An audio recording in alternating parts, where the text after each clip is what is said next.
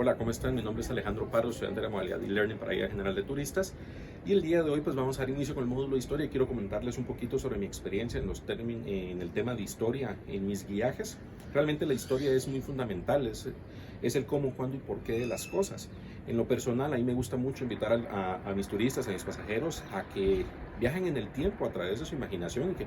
puedan trasladarse a los periodos mayas. Comenzamos desde el preclásico, clásico al posclásico, y cómo en el preclásico empiezan los indicios de escrituras por medio de los glifos, cómo en el clásico se termina de desarrollar no solo el tema de la escritura, el arte, la arquitectura, la urbanística,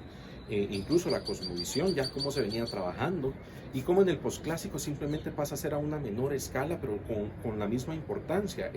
cómo se crearon los códices, cómo es que funcionan los códices, y poder mencionarles sobre textos muy importantes. A mí me gusta mucho utilizar dos, el Popol Vuh y lo que es el Memorial Tecpan de Atitlán o el Memorial de Sololá, en donde pues este fue escrito por dos personas que son descendientes del linaje Xajil.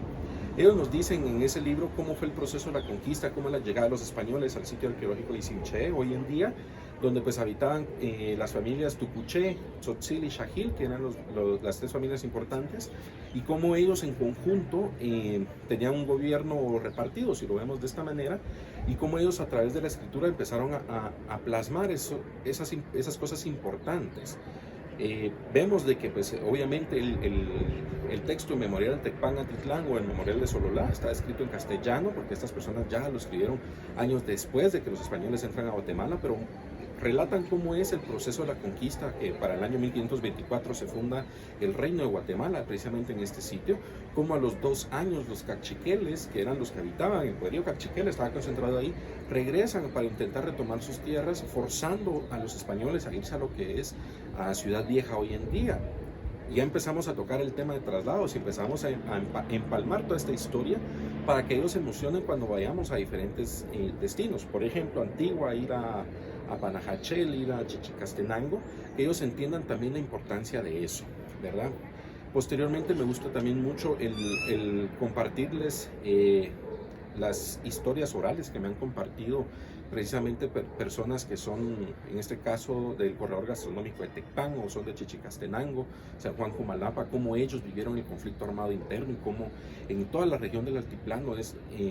un tema muy sensible hoy en día, a pesar de que han pasado varios años, un conflicto que nos duró 36 años y que es hasta en 1996 en el gobierno de Álvaro Arzú, donde se logran firmar los acuerdos de paz. Y al momento de hablar de eso, y si estuviésemos en la ciudad, mostrárselos con la réplica del monumento que está ahí en el centro cívico del Monumento de la Paz, obviamente si tenemos la oportunidad de entrar al Palacio Nacional, poder ingresar y mostrarles junto con la historia y una moneda de un quetzal donde está la firma de la paz. Otra de las cosas bien importantes de mencionar dentro de la historia de Guatemala son los gobiernos de diferentes presidentes. Uno de los presidentes que a mi criterio me gusta mucho hablar de él, a pesar de que es un tema muy controversial, es sobre Jorge Ubico, la importancia que él tuvo, a pesar de que fueron 14 años de gobierno, muchos dicen que fue una dictadura, él logró índices muy positivos, aunque extremistas, hay que ser bien honestos,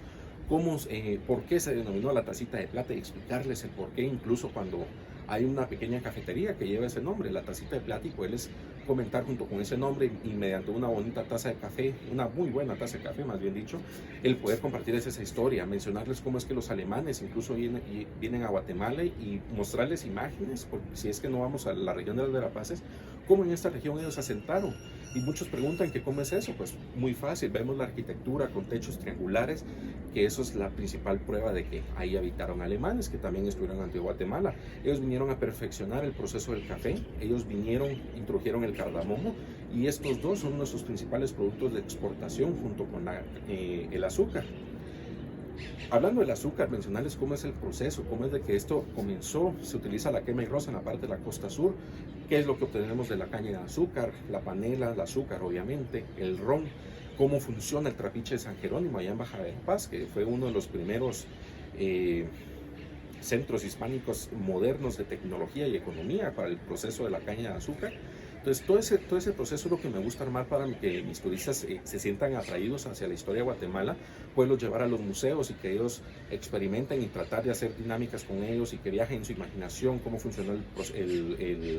el sistema ferroviario en Guatemala, cómo es el tema en el Museo de Arqueología, Etnología e Historia, en el Museo Natural, en el Museo de Historia de la Zona 1, el Museo de la Memoria. Entonces realmente son muchos actores los que me ayudan a complementar el tema histórico, y que lo único que necesitamos es realmente pues conocer la base de la historia y poderlo complementar con lo que nosotros estamos viendo para que ellos entiendan la parte histórica de Guatemala. Muchas gracias.